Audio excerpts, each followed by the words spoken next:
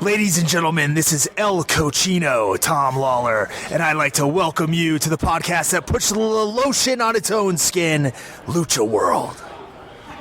Bitchin'. Welcome everyone to LuchaWorld Podcast episode number 84. Fredo Esparza here. This week I'm going solo because we've actually tried recording this podcast twice prior to this one, and both times the recording there was a recording error, a bit of a technical issue with the company that handled the calls and all that stuff for that podcast. Unfortunately, we weren't able to get Dr. Lucha's Sam Adonis poem on audio. Maybe he mentioned it on Wrestling Observer Live. I'm not sure. We tried doing this on a Thursday, and as soon as we were done, usually it takes about an hour for the podcasts, for the MP3 file or the WAV file to be processed. And right after, actually they say it takes about an hour, but I think it's usually up there within 10-15 minutes. This time around, nothing showed up on the page, on the dashboard, on anything. I contacted the company. They told me that they checked their diagnostics and there was a recording error. They had a tech check the file. Nothing came up. So we decided to try it again on this past Sunday. We had another show. I thought the first time we did it was really good. The second time I think we were kind of worn out repeating a lot of the stuff we were saying. But still, it was a good show. I check again, and immediately after, I don't see it up there. So I wait about an hour to see if maybe they'll show up again. And nope, nothing showed up. It didn't record for a second time. I contacted the company to see if they could get a tech to check on it. This time I got no response, so you know what? Fuck them. We'll figure out a different way to record this show going forward. I think what we'll probably do is just mix it up and find just do some live shows here between myself and Kurt. And Kurt couldn't make it this week because he had a family issue going on. He actually didn't tell me about it. I found out about it on Facebook because I was really curious about why he didn't contact me after he told me he wanted to go do an interview with Superboy on Tuesday. And I had no idea if he meant that Tuesday or the following Tuesday.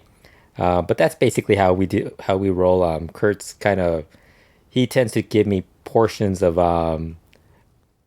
what he's thinking of doing. And it wasn't until I saw on Facebook that what was going on that I figured out that wasn't happening. So but there was a lot of news this past week, and I thought it was time for us to do a podcast.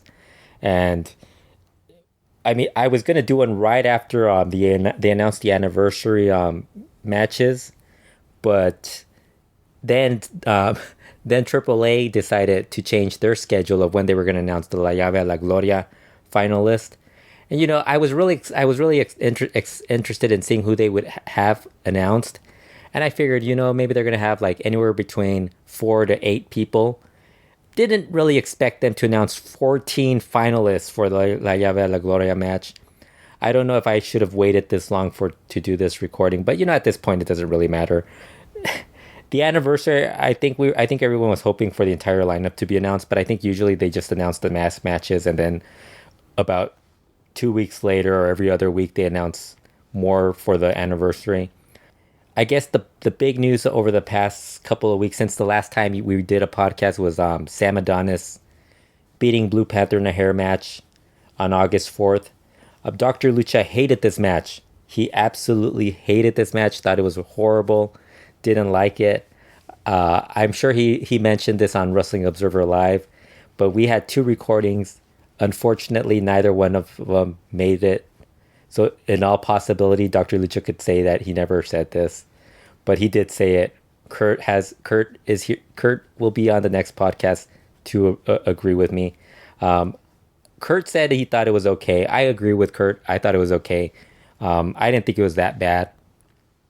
I also didn't think it was like the greatest match, but after you do 2 Pure Oath hair and mask matches, anything is going to come off a lot better for you. I didn't think it was the best match on the card that day on August 4th. I also kind of thought that the size differential between Sam and Blue Panther kind of took a little bit out of it. And I really think at this point, Blue Panther's better used in trios matches or working maestro type matches, working with certain guys like Negro Casas, Virus, Negro Navarro, or trios matches where he teams with his sons. I didn't really think this match had a lot of heat though. I will say that. I think Sam is kind of limited in the ring. He's not really his style isn't modern to what we're accustomed to right now. He's more of he wrestles more of an older style, but he does throw in, some dives and tries to do some other stuff. He's a big guy also, compared to like the luchadors. So I thought the match was okay, as I said. The result I think made sense because I don't think you're going to get more out of Blue Panther if he would have won the hair match, and you're going to get way more out of Sam Adonis. They already came up with a lot of possibilities with Blue Panther's sons avenging his loss, which I doubt would be the core CMLL or anyone really expects that to happen. They also teased Ultimo Guerrero versus Sam Adonis on the Informa that followed that show, with Sam kind of bringing up Ultimo Guerrero. A fan asked Sam Adonis if he would be interested in wrestling Ultimo Guerrero, and then people were saying that he was scared of Ultimo Guerrero. So then Sam Adonis said, why would he be scared of Ultimo Guerrero if Ultimo Guerrero had 6 guys wrecking his car and did nothing? That shouldn't worry him at all. Of course, the 6 guys were like, Los Brazos, and the Brazos were wielding, car parts that would have led to a little bit, a way nastier situation. I think it was better that he wasn't there at that point. I don't think that's the direction they're going either. The following week, they had Sam Adonis teaming up with Barbaro Carbonaro and Negro Casas versus, I think it was Caristico, Mystico, and I'm forgetting who else was in it. It might have been Soberano. And at the end of the match, Carbonario was going to hit his plancha on Caristico when Sam Adonis put the U.S. flag with Trump's face on it over Caristico. Carbonario got the pin, but he didn't really approve of what Sam did. They started arguing. Sam attacked Carbonario. Negro Casas paused briefly to help Carbonario, but eventually he did help him. And after that, not only did Barbaro Carbonario, Negro Casas attack Sam Adonis, but so did all the Technicos. They all teamed up together to beat him up. And so then Negro Casas was on the latest Informa, this past Wednesday's Informa, where he talked about how he was really proud of all the Mexicans attacking Sam. And I think they are kind of teasing to that possibly being a hair match coming up. I think even though there is the similar issue of a size difference between the two, but Negro Casas, I think he's proven that he can work more with guys like Sam Adonis. He had that really great feud with Rush. I think Casas works better with those type of guys than what Blue Panther could at this point in his career. So that's something that I think could happen down the road. I don't know if it is, because it's CMLL. For all we know, they could change their mind again, or they'll keep extending this for a longer stretch of time. I do think Sam Adonis will somehow, I don't know if he's going to be the one that wins the Grand Prix, but he's going to have a very good showing in the Grand Prix on September 1st. More Sam Adonis news. There was a Univision TV special where it was talking about Sam Adonis arriving, his arrival to Mexico to work for CMLL. Not only did this air in Mexico, I think this aired also in the United States, and it got removed off YouTube. And then unfortunately, Microman Fever found another link to this special, and it was really, I would say the acting was just as bad as the Blue Demon TV show. The people they cast to play the roles of the luchadors that were interviewed was ridiculously bad. They had I don't know if they were all Latinos. I don't know where they were from. They had a Latino play the role of Sam Adonis. They had a really a dude that looked like one of the Poros playing the role of Negro Casas. they showed this Latino Sam Adonis meeting Negro Casas, the fake Negro Casas, and being very excited to meet him. And then he asked them what happened to his hair because at this point Negro Casas' hair was short. So then they showed Negro Casas, the real Negro Casas, was being interviewed about a hair match he had with Volador Jr. They showed highlights of Volador Jr.'s match, and I think right before it they showed Negro Casas, the fake Negro Casas, only he had hair and a headband, talking to a really good looking Dallas, and they were talking about how he was worried about the hair match, and then they end up showing the Volador Jr. versus the Negro Casas match, which eventually led to why Sam met him without with short hair. Then they have Rush on there. And then they have the weird thing is they had Rush, Negro Casas, Tirantes, the real Blackfire. They had all these guys, Sam Adonis, the real Sam Adonis. All the actual people were interviewed separately. They had two people in studio talking about the show, and then they had these reenactments where they had these weird people playing the roles of all these people. So they had Rush, and I swear they had like this Rush looking dude that looked like he was like 5'5", short, and the guy who was playing Sam Adonis looked like he was 7 feet tall next to him. Then they show a close up of the fake Rush, and the fake Rush is facially he looks just like Jeff Cobb. So I thought that was very amusing. Yeah, if you guys can find it on YouTube, I recommend watching it. If it re-airs on Univision, if you really want to see something that will just amuse you, it's worth it. I think it's only like 40 minutes long. It's not very good, but it's just amusing. Oh, they also show Sam Adonis claiming that ever since he was a little kid he wanted to be a luchador.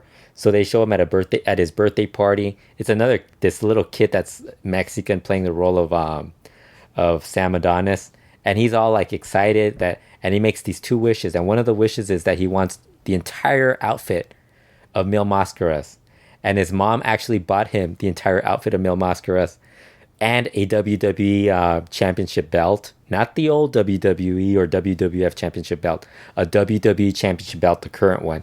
So then they're all in the living room. Two of his friends are playing video games. His brother Corey is talking to these two little girls. His mom and dad are just standing around, and then enter little Sam Adonis dressed as Mil Mascaras. And he wants to wrestle, but then his friends tell him, make fun of him being fat. So then Sam Adonis talks about being fat at one point. And then there's this, they go back to the Grand Prix. I'm going all over the place on this because it's really like this weird show. They do this really weird thing where Rush, they show the reenactment where Rush beats Sam Adonis, pins Sam Adonis. Backstage, they show a very disappointed fake Sam Adonis with a big old black eye, and this one luchador in a red, I think it was red and gold, walks over to him and tells him, "Hey, don't worry, at least you didn't die in the ring." So then fake Sam Adonis responds, "You mean like Pero Jr.?" So then they show this whole thing about Pero. They show the scene of Pero Aguayo Jr. passing away. I thought that was like really in poor taste, and just a weird thing to add to this whole thing because it had nothing to do with Sam Adonis. I mean, I don't think, and I think they mentioned afterwards that every wrestler worries about that, but it's like you can't really worry about it. But it was kind of something that they didn't have to add. I just thought that part was really weird. Getting back to the CMLL shows recently, La Nueva Generación Dinamita, Sansón, Forastero, and Cuatrero. Kurt now remembers who they all are, and he thinks they're all awesome. They've had a couple of good matches the past couple of weeks. If you haven't seen them, go check them out. They had a match. They had two trios matches, one against Rey Cometa, Soberano, and the Panther. And the previous week before that, they had one against Drone, Titan, and Soberano. Both definitely worth watching. I mean, these guys are awesome. Hopefully they end up being in the anniversary, and hopefully it's against Sky Team or like one of those two trios that they just faced. Really good trio. Hopefully we get to see more of them. Also on the August 4th show, Micro Man, the Micro Stars were in action, and Microman did this really cool dive. I think it was an Asai moonsault. Only he had this. He landed on his head. It's okay. He has his head was his head. I'm guessing his head covered his fall. I don't know. That was one of those crazy moments. I think they've added Chamuel to the group, so I think they're probably going to add a little more variety. I'm guessing they're probably going to try to add at least one or two other microstars to this, because I do think it's actually something that's a nice little attraction for the fans who travel to Mexico to watch Lucha Libre. So that was something good. The August 11th show was very good.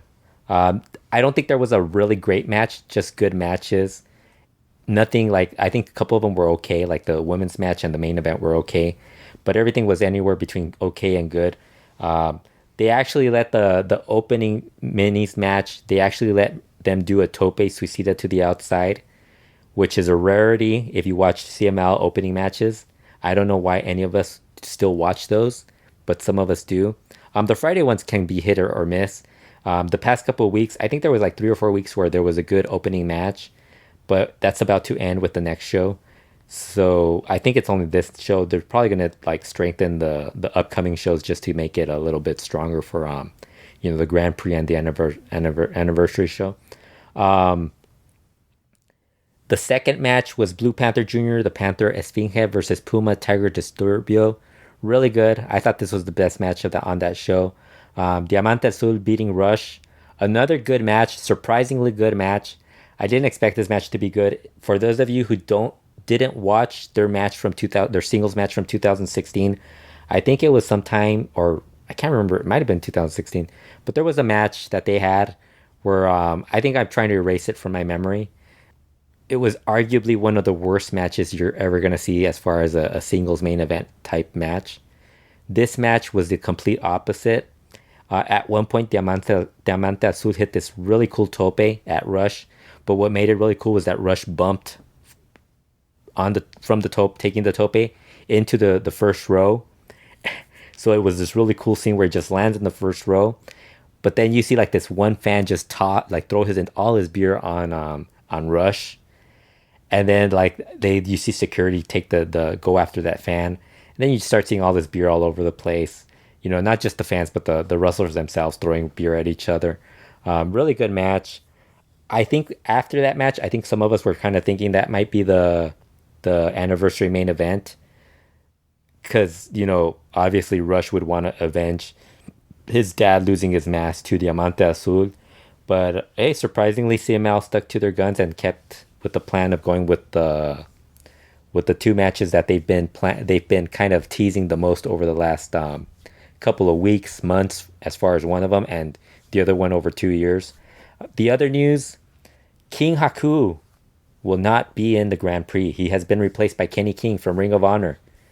We're going to start seeing more Ring of Honor. Actually, there's going to be more Ring of Honor talent coming up in CMLL. They've already changed the banner from King Haku, and they've actually put one up for Kenny King. That really surprised a lot of people. This past Wednesday, CMLL held a press conference. Only they decided they would not air this live because it was so important for them to air it taped later on in the afternoon. I think it was a late afternoon, early evening in Mexico. But fortunately, there were a lot of reporters there that were tweeting about it. They told the reporters not to stream it live on anything like Periscope or anything like that, or Facebook Live or whatever they're using nowadays. But the announcements were made. The two mass matches for the 84th anniversary on September 16th will be Princesa Sugehit versus Zeuxis, which is a mass match that I think everyone's been expecting for the past 2 years. They both have been wanting this mass match for almost 2 years, really. I mean, nonstop. After a match, they would talk about it in the ring, post-match interviews on CML Informa, everywhere or I think even on if you ask them online, they would say that's what they want, and they finally get it. This should be this might actually be one of the better matches that will get this at the anniversary. I think it'll be good. I don't think it's going to be they're both really good. It's not. Plus, there's a lot of people who think it should have been the main event, really, because the other mass match that I think a lot of people aren't as excited about because it's just started. The feud really only started a couple months, like weeks or months ago. Niebla Roja versus Gran Guerrero in a mass match. This, I think, is a little bit disappointing because I think their initial direction they were going with was Niebla Roja versus Ultimo Guerrero with a mask versus hair match.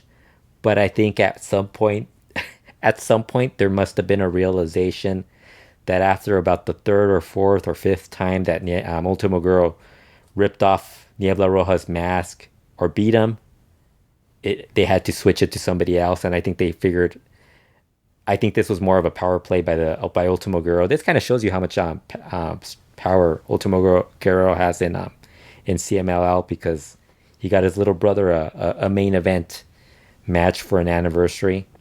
I don't know. I'm not that excited about this match. They've really not looked that great. Actually, I think Gran Guerrero's looked better than Niebla Roja sometimes. I think Niebla Roja really, I don't think he's a good technical. Like the way he wrestles right now, he worked so much better as a Rudo, and worked really well with Dragon Lee. I kind of think this is. I hope that once they end this, they maybe like realize Niebla Roja's better as a Rudo, or who knows, maybe once, or if he wins or loses the mask, maybe he becomes a better technical. But I think he comes across better as a Rudo. I'm not as excited about this match as the other one, but it's better than having a cage match as a main event, I guess. The other news for the anniversary: Flip Gordon from Ring of Honor will be debuting on the 84th anniversary show. This is kind of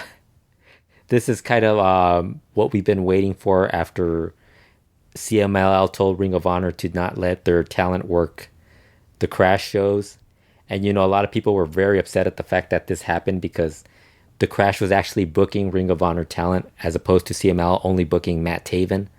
So it's good to see that they're not only bringing in Matt Taven, but also Kenny King and now Flip Gordon. So at least we're getting more out of this.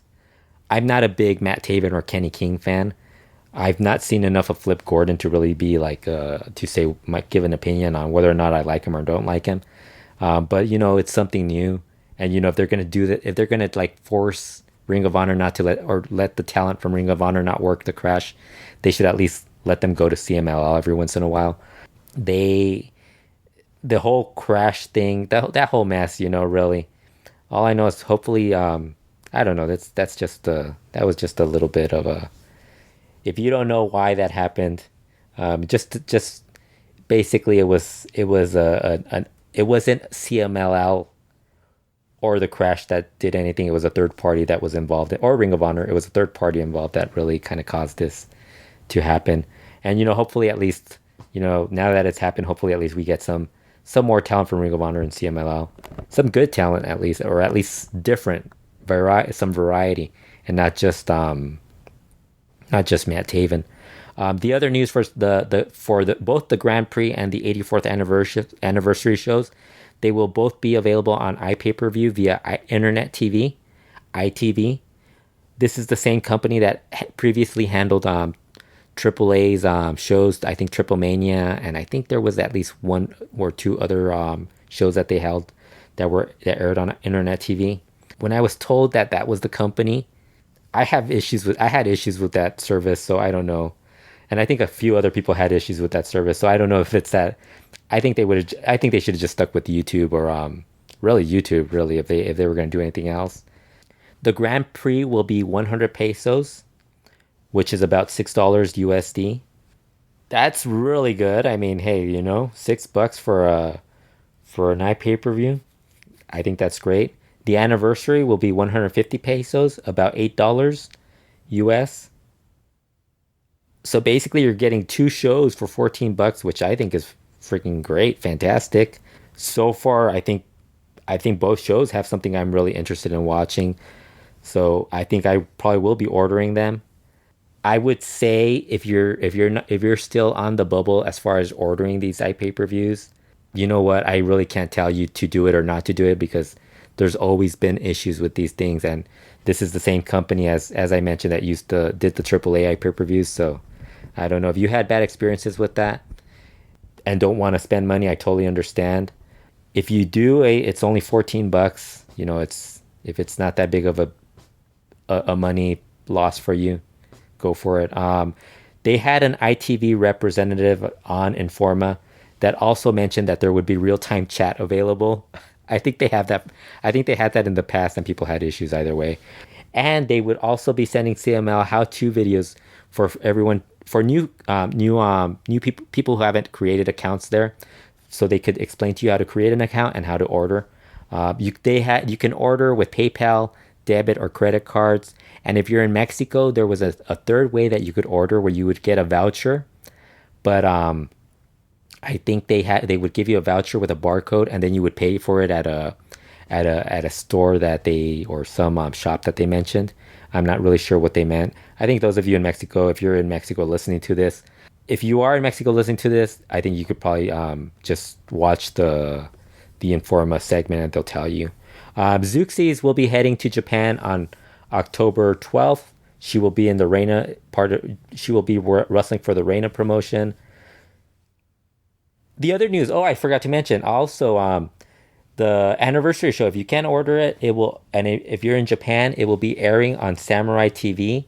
And I wouldn't be shocked if it ends up airing on New Japan World also. I don't know how it would work on New Japan World, but I would not be shocked if they did air it. But the anniversary show will be airing on September 30th in Japan, and Triplemania 25 will be airing on September 15th on Samurai TV also.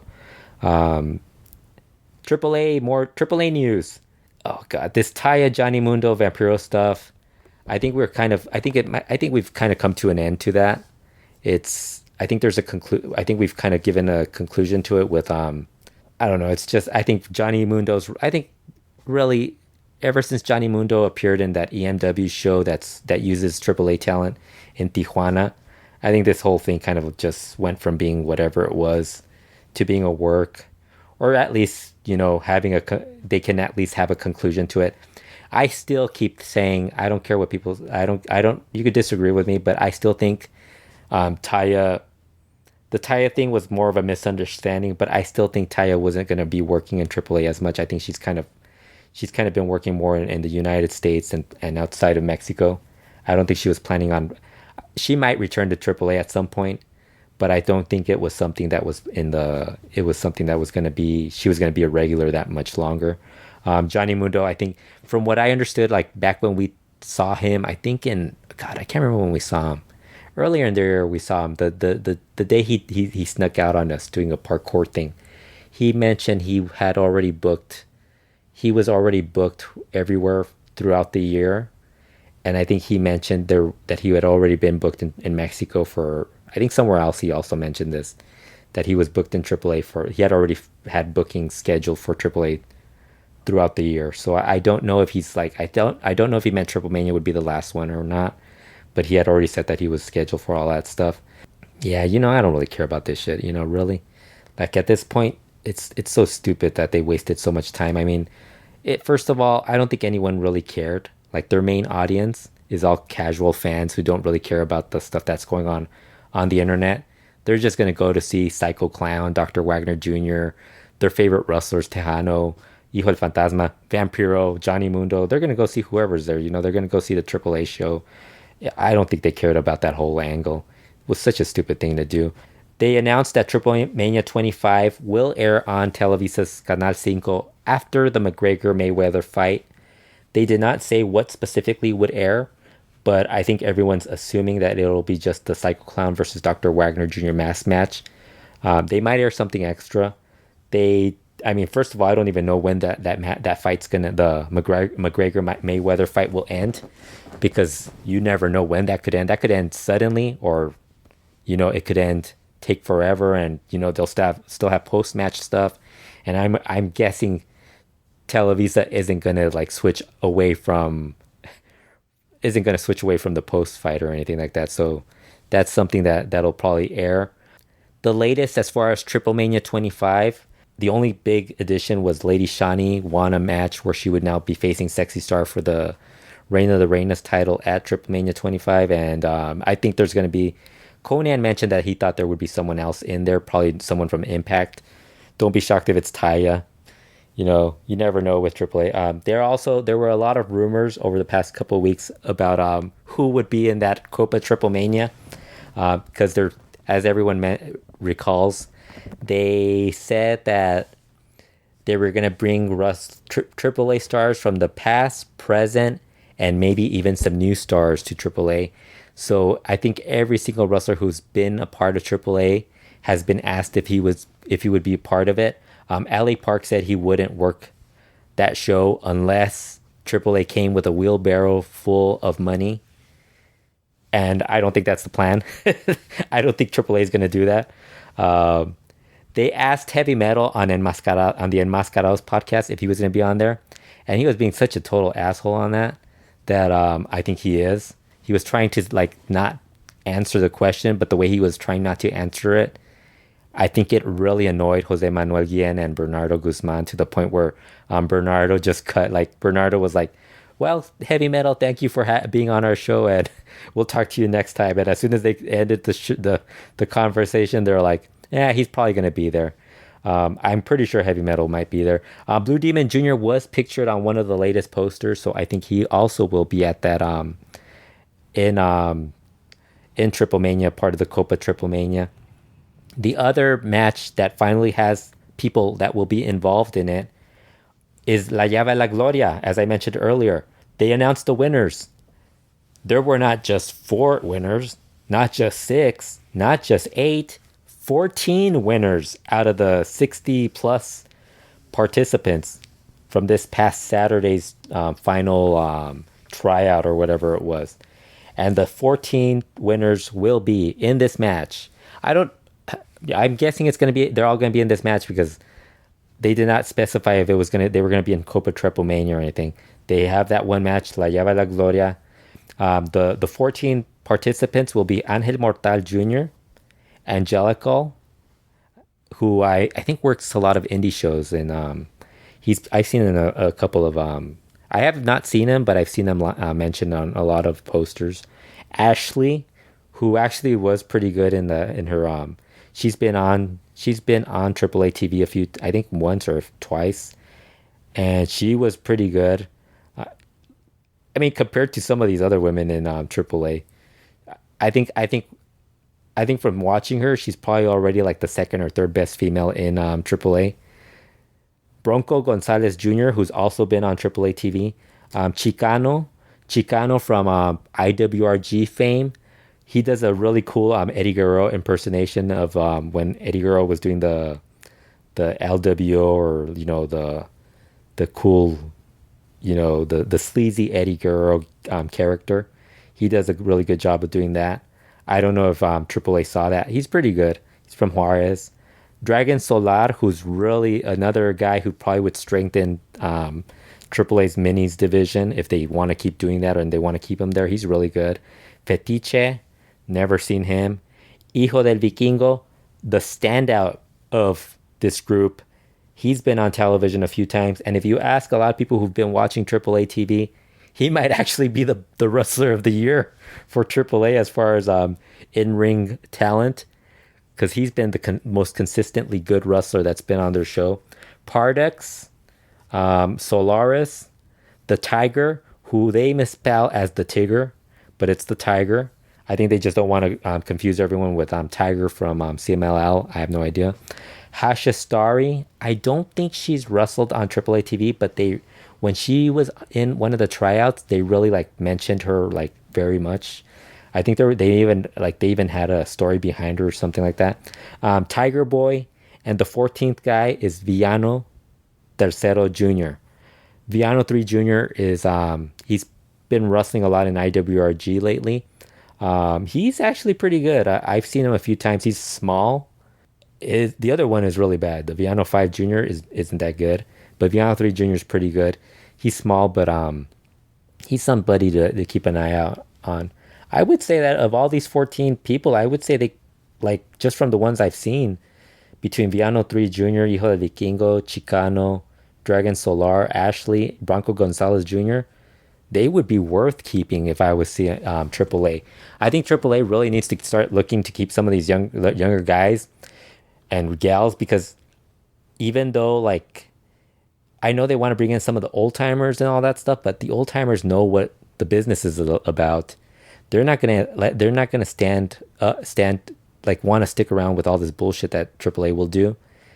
And younger guys, except Chicano, I could see Chicano not being as thrilled about that at some point. But if you're gonna have new talent, you might as well have them, and maybe like they'll be around, they'll be happy just to be in AAA for a year or two. Then maybe a couple of them will like realize, hey, this isn't really what I want. They'll leave. But then at that point, you have more like another La Llave, La Gloria to bring in more talent. That's really what it's all about. You can't like force these guys to stick around.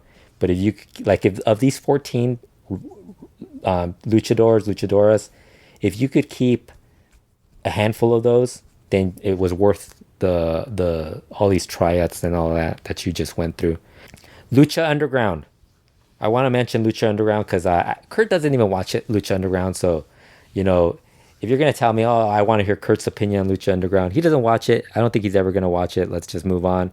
But I watch it, and I actually enjoyed the past couple of weeks of Lucha Underground. Unfortunately, next week they're going to have Sexy Star on, so I could imagine I will not be enjoying that episode. But the last couple of episodes have been really good. This past Wednesdays had a really good show. A couple of people just said it was okay. I disagree with those people. I thought it was good. The opening match was Rey Fenix versus Prince Puma, which was great. They had Marty the Moth get involved, and Rey Fenix hit this really cool dive on Marty to keep him away from Melissa Santos. I thought that was really good. I really like Marty the Moth. I can't believe, like, of all the people in Lucha Underground, I wouldn't, I can't say that because I actually thought he was really good when I think he was in Tough Enough or one of those reality shows that WWE had. And I thought he was really good on that too. He got hurt and never really got another shot with, I don't think he got another shot with WWE, but he's really good. This match was really good. I liked it. I look forward to Prince Puma. I don't want to spoil it, so actually I don't think I'm spoiling it because Prince Puma versus Pentagon will be the next match. Mil Muertes versus Pentagon Dark was good. Just a fun match. Really, like, I don't know. I just thought it was a wild brawl. Really good stuff. The final segment, I was really confused because I thought this was the week that they were going to show Mundo versus Rey Mysterio. So I blame the Canadians for that because they apparently are 2 weeks ahead or 1 week ahead of us. And I think I may have thought that this was the week that this was going to happen, so I kept expecting Mil Muertes versus Pentagon Dark to go like longer for some reason. But then they actually had the closing segment with Johnny Mundo versus Rey Mysterio, which I thought was great. I like seeing the security guards just trying to figure out which indie guys they are, local Los Angeles indie guys they are. One of them was Eric Watts.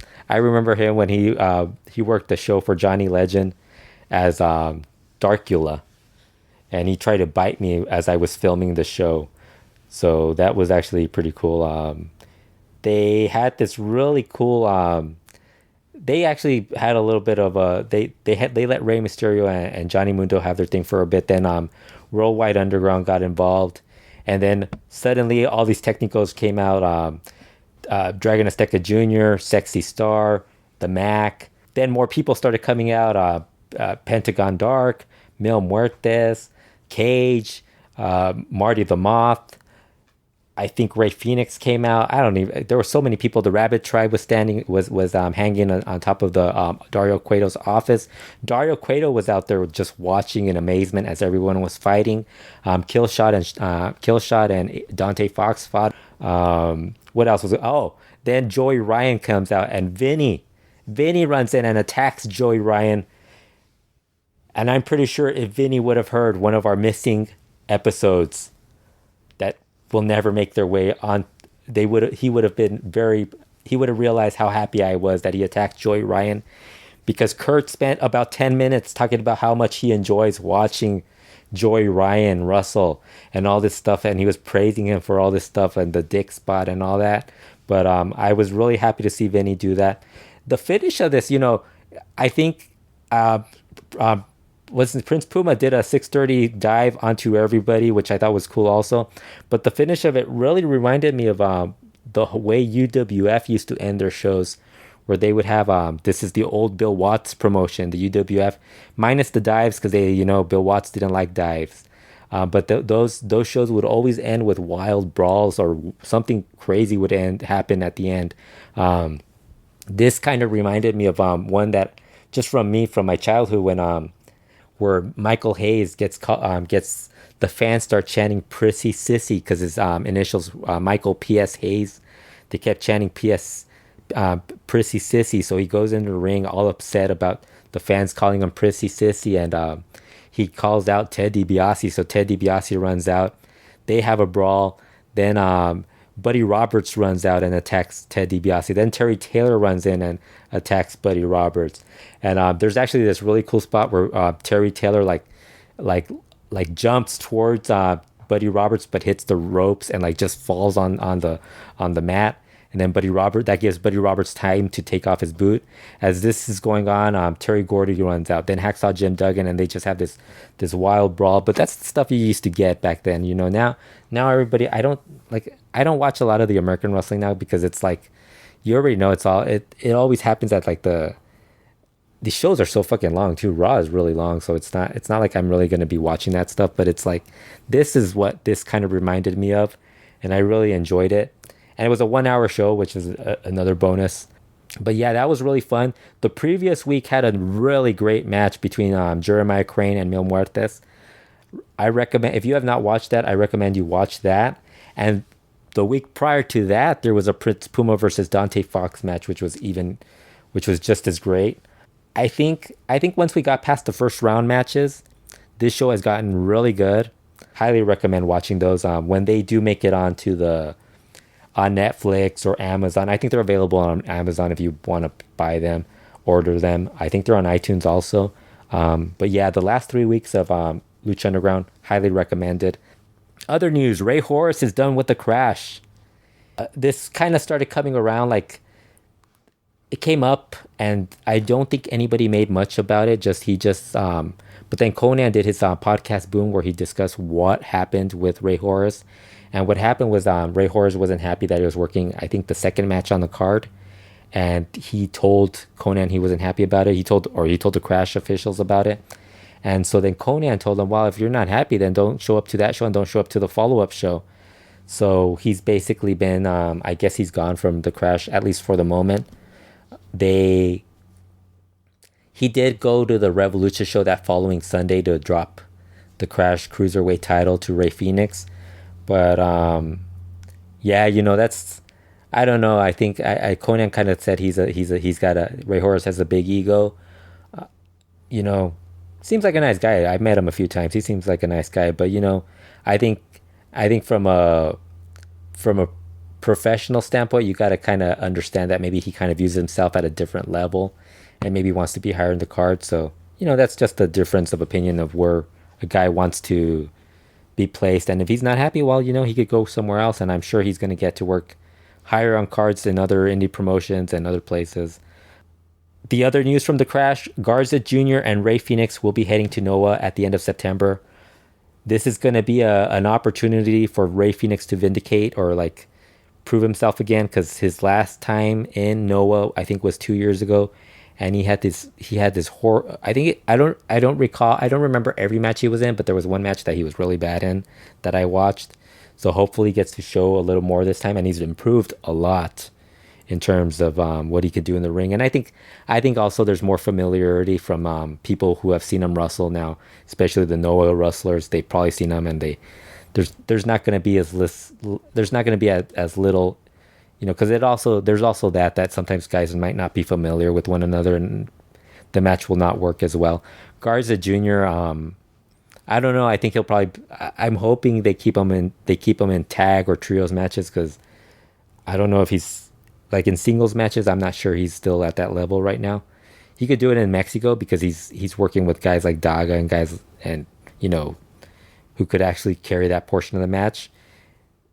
But Garza Jr.'s done a great job of just being a great Rudo of late. The Crash night, September 2nd show will be taped for Impact Wrestling. So now I think they're kind of forcing a lot of us who don't watch Impact to watch Impact. So that show, I don't know if they're going to show the entire Impact Crash show on there, or they're just going to take clips. But that show also already has, I think it has a mass match. There's a Super Libre match between Jack Evans and Bestia 666. That should be good. The other news from from Impact Wrestling, we're transitioning from the Crash to Impact Wrestling, where Alberto El Patron was stripped of the GFW title on August 14th. Global Force Wrestling, in their press release, said they were disappointed in how Alberto El Patron handled the whole situation he was in, despite the fact that he wasn't. It turned out that the charges and all that stuff that came out weren't really Alberto's fault. It was more of a misunderstanding.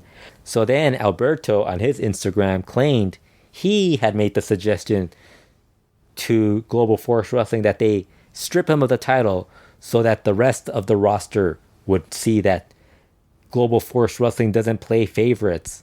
What a guy. That's what I gotta say about Alberto. I mean, what a guy. I mean, this is a true professional. More Impact Wrestling news. Johnny Mundo, Taya, and Pagano will be on the next set of Impact tapings. And if you don't think Microman Fever isn't excited about this, then you do not know Microman Fever, because he is thrilled to be hearing about this news about Pagano on Impact Wrestling. He's already told me he's setting up his DVR to watch this. I know Dylan isn't excited about this and will actually skip that episode of Impact. Other news, Blue Demon's family, one of the family members, is suing Televisa over the Blue Demon TV series. Dr. Lucha, Steve Sims, mentioned this on one of the recordings that we lost. It is actually the oldest brother or son of the oldest brother is the one actually suing Televisa over this, and it's basically part of the whole Blue Demon, the rights to the name and all this stuff. They're always the family's always arguing about it. Blue Demon Jr. and the family are always arguing over how they handle the situation. Sometimes they get along over it. If there's enough money for everyone, they're all happy. If there's not enough money or someone feels slighted, they argue about it. So basically now this is basically what's going on with this. Apparently it's a rights issue where they kind of, I think this brother in this family member basically wants more money now that they know that the Blue Demons TV series is going to be going airing outside of Mexico and the United States and other places, outside of getting more of a. The other news about this Blue Demon TV series is that it's over. It only lasted 3 seasons. We were told this. I know Cubs fan and I are both very disappointed that we didn't know about. I don't know. I didn't know about it. I don't think Cubs fan knew about it. If he did, he kept it a secret from me. But apparently it is over. 3 seasons. Hopefully this will make it onto Netflix or Hulu or Amazon Prime or YouTube, and I will try to watch the final 2 seasons. I was very disappointed. If it was as bad as it was the first season, I can only imagine what the rest of this series was like. And finally, speaking of Blue Demon Jr., there is going to be a lucha show in Ontario, California, not to be confused with Ontario, Canada, on October 1st in Citizens Bank Arena. The main event will be Blue Demon Jr., T. Nieblas Jr., LA Park versus Sam Adonis, Russian Hacker, and Trump Oso. It's basically the Trumposo is a kind of like it's kind of making fun of the name Tramposo, the word Tramposo, which is a cheat. So this is Trumposo, Trump, yeah, I know, it's funny. The undercard on this is really just a lot of what you would expect from like a full show. So you have like a Pirata Morgan, you got the minis like Octagoncito, Demos 316. It's not that good. I think Rayo de Jalisco's on the show. I think he's on the show. I think we were talking about this on those 2 shows, and the capacity for Citizens Bank Arena is over 11,000. I would be shocked if this show gets 500 people attending it. If it gets more than 500 people,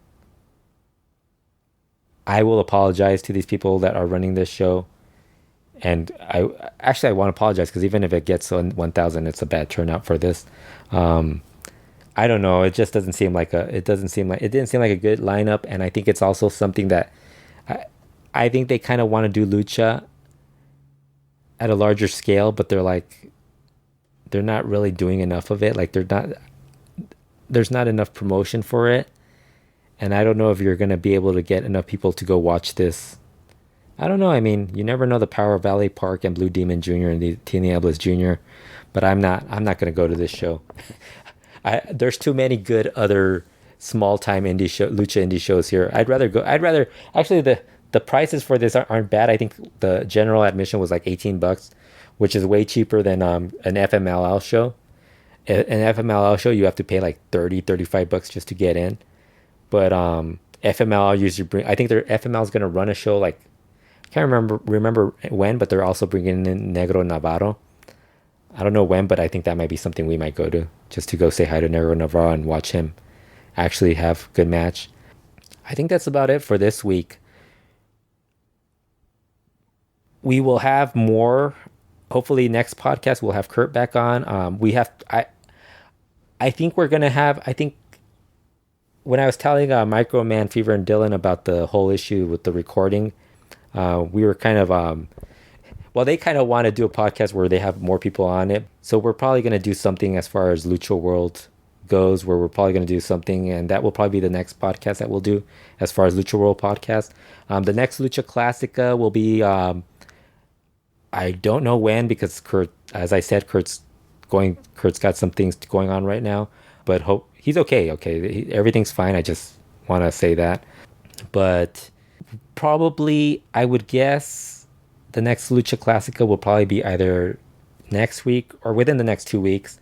It'll be covering a Lucha magazine from the Lucha Libre magazine, as it's called, the magazine Lucha Libre, from I think April 1986 or 87.